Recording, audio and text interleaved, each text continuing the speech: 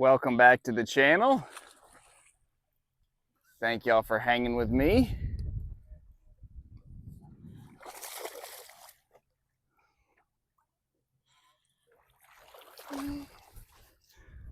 Not a big fish, but we'll take it.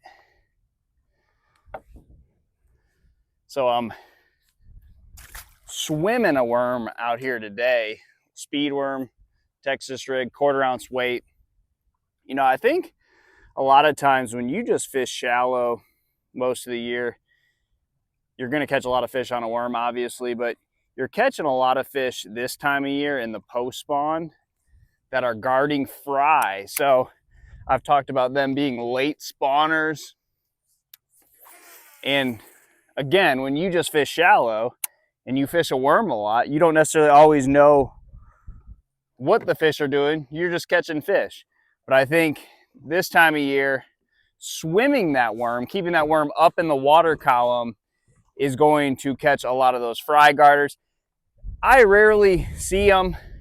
You know, I don't really like to throw my bait into the fry and catch one of those males that's guarding a big future generation of fish. So I don't do that up shallow a whole lot, but a lot of times when you're just throwing a worm around, you're going to catch those fish. So I've heard a lot of people talking about, you know, fry guarders over the years, and it's usually something flashy like a spinner bait or maybe even a Senko with a blade on there. You know, those little hitchhiker screw-in blades on the tail. Great for catching fry guarders. The wacky rig is another one. Any bait that you can keep up in the water column and just bring it by those fry. But again, I don't do that a whole lot up shallow. But a lot of times when I'm out in this mid-range, boat sitting in 11 feet, we're kind of going in between 11 to like 20 feet, and I'm throwing up into like 5 with a worm in the post spawn, you're going to catch a lot of those late spawners or fry guarders. So who cares what they are? I'm not looking at them. I don't see them. I'm just fishing a worm. And today is a perfect day for a worm. You have sunshine, but the structure that I'm fishing, it's allowing me to have the wind to my back, make a really long cast, cover a lot of water, swimming this worm. I'm not fishing it super slow. I'm fishing almost like I would a Carolina rig.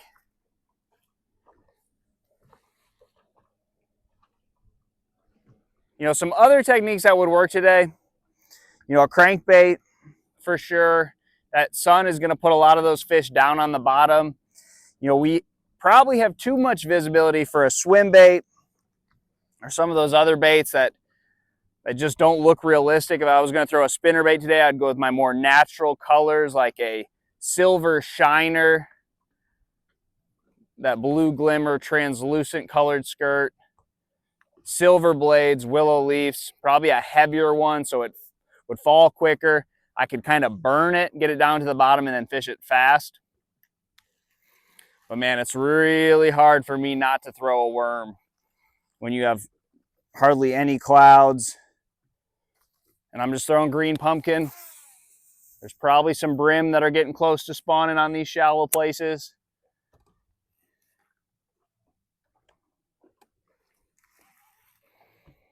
You have some fish that are getting on the hard spots out here. Then you have some fish that are still probably spawning.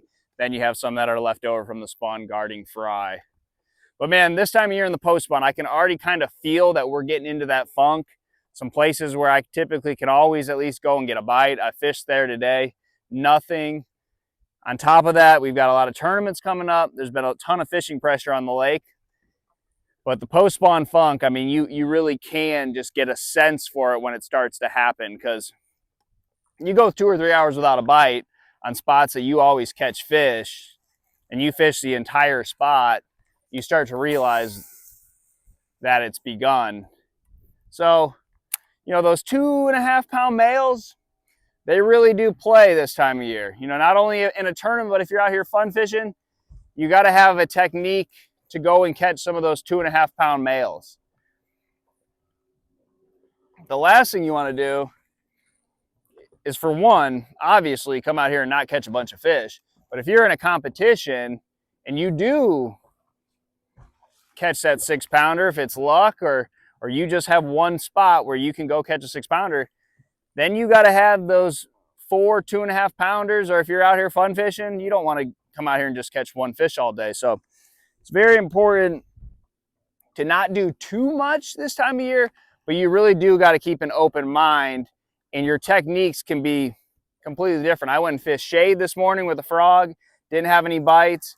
Now I'm out here fishing deeper, you know, out in that, you know, 8 to 10 foot range, dragging a speed worm around. So it just goes to show that don't rule any part of the lake out. No depth ranges should be ruled out. You should fish all of it. And don't be afraid to change it up.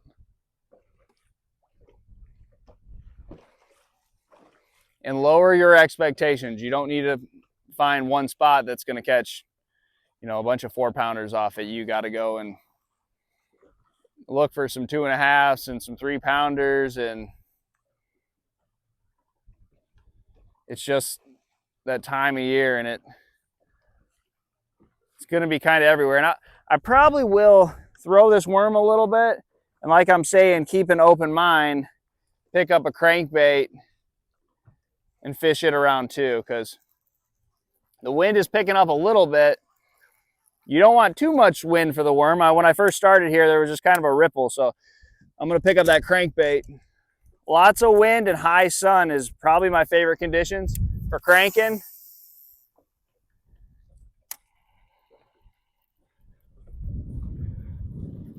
See if we can get this crankbait down there.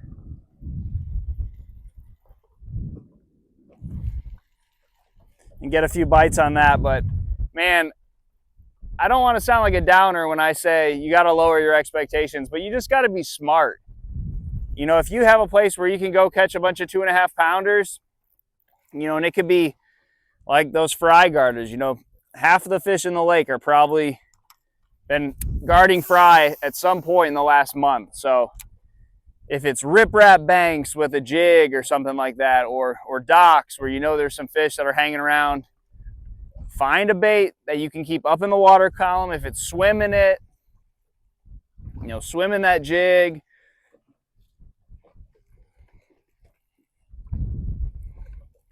Figure out where those fish are at, because those ones do play a big part this time of year.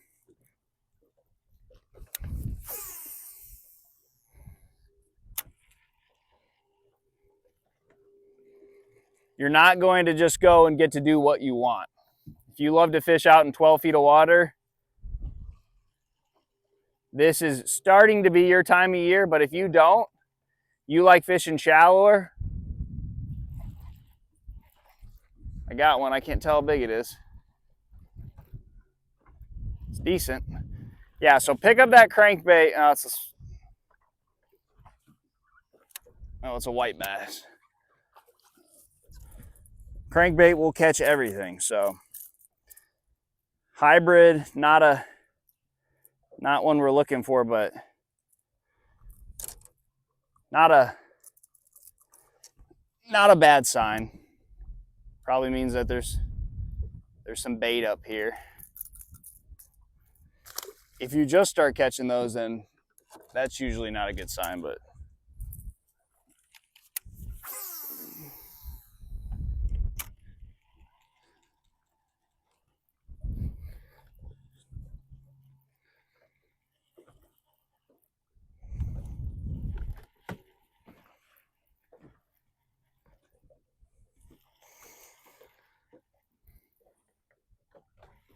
talked about this pep talk that I give myself before every tournament I have this time of year, and you're going to be covering a lot of water. So where you're covering water is very important. Don't be going to some places where you only catch them, you know, sometimes, and it's on a real little specific spot. You want to go to those places where you got waypoints over there, over there, over there, and you can just fish through the whole thing. You know, big areas where you always tend to catch some fish, Man, those are hard to beat in the post spawn. Lower your expectations. You're not going to catch 20 off the exact same spot.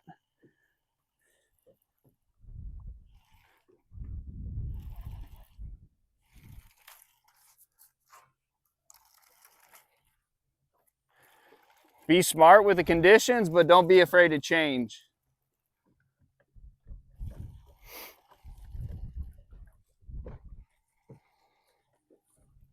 That little front that's rolling through, I might have to pick up a swim bait and start hurling it around, but crankbait, very important this time of year. And I talked a little bit about throwing the 5XD, but if you don't have, you know, stuff out in that 12-foot range, like right now, I'm fishing significantly shallower. Those medium diving crankbaits, 3XD, Series 4, Series 5, they run shallower than that 5XD. You know, your DT series, they make one in about every depth range possible. DT6, DT8, DT10. And if you got, you know, stuff out in 14, 15 feet, then go with those 6XDs, DT20. You are gonna, you know, you want to grind that bait into the bottom, but you want it to be super close to its maximum depth when it hits the bottom. But you do want it hitting the bottom. You just want it to be right at its maximum depth. So I'm making a really long cast with this DT6. And about as shallow as it is up there is in 6 feet. But you have a lot of grass, so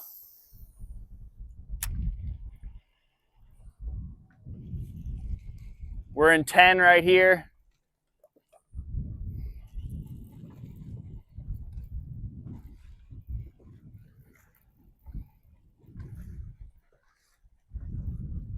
And don't let these little fish discourage you, because you are going to catch a lot of these little squids in the post spawn. I mean, to me, those fish are there for the same reason that hopefully this next cast I catch a 5-pounder is there. But to me, that doesn't mean a whole lot when I want to come back to this area. Those real little ones, the squids I call them.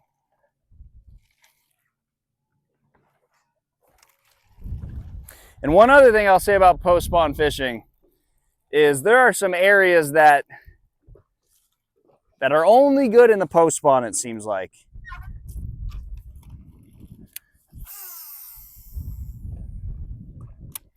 It's like those stopping points. You know, maybe they're good later in the year when the fish start to make their transition shallow in the summertime, like late or from the summer to the fall. So like here in Alabama, that's typically August. Fish will start pushing from out in their deep summer places shallow.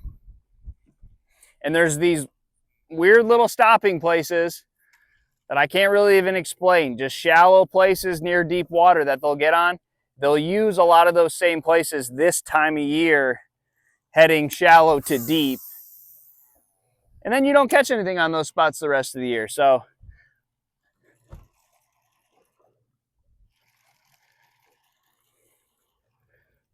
if this wind dies down a little bit, I'll go back to that worm.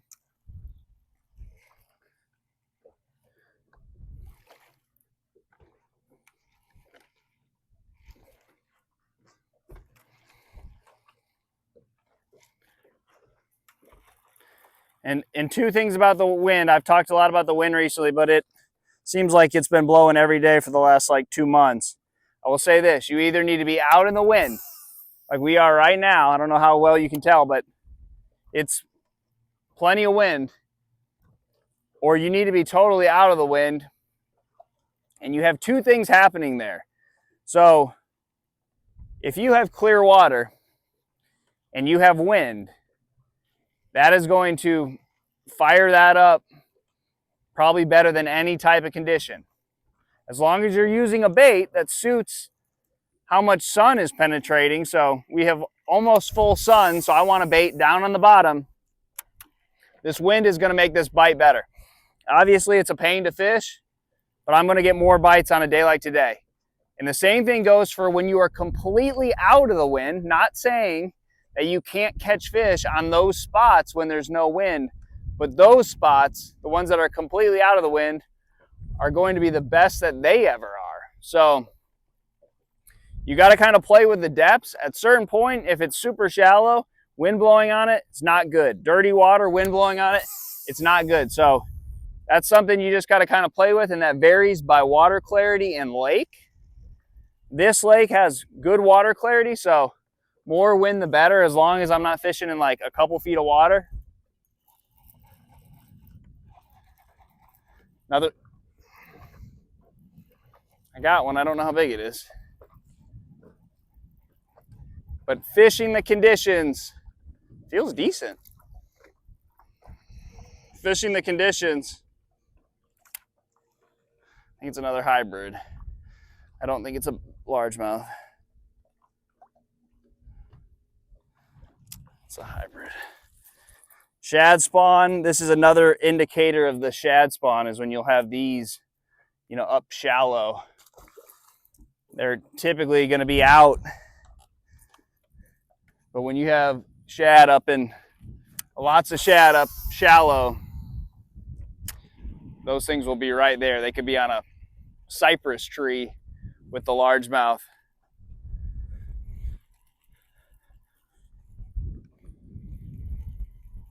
So I really like to find spots where you can catch fish on it from a south wind and a north wind, or east wind and a west wind. So if you can somehow find a place that is going to be out in the wind every direction, and don't get on the leeward side of it. Get on the windy side and use that wind to help you make a longer cast, especially when you're throwing a crankbait. You know, I can probably get this crankbait deeper than it'll go because I'm making such a long cast. I'm basically long lining it. All right, so we've cranked a little bit. We threw a worm a little bit. I think most people would do this backwards. They'd probably crank, then worm. I'm from Florida, so worm is, when I'm swimming that up in the water column, I feel like that's a pretty good search tool. Now I'm going to throw a swim bait a little bit.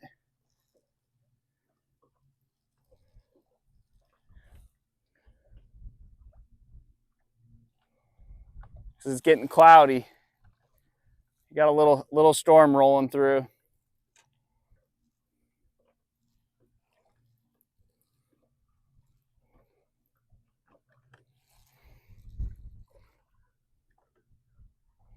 There's a ton of fish. I don't know if there's any big bass up there, but there's a ton of fish on these places.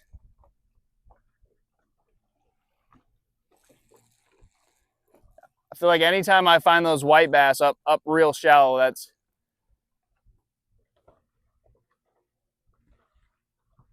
typically a good indicator. So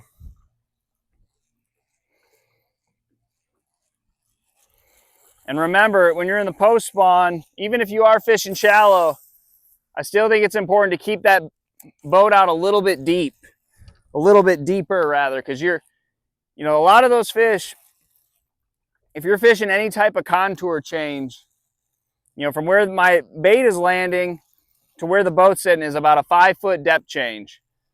Those fish are going to be suspended all through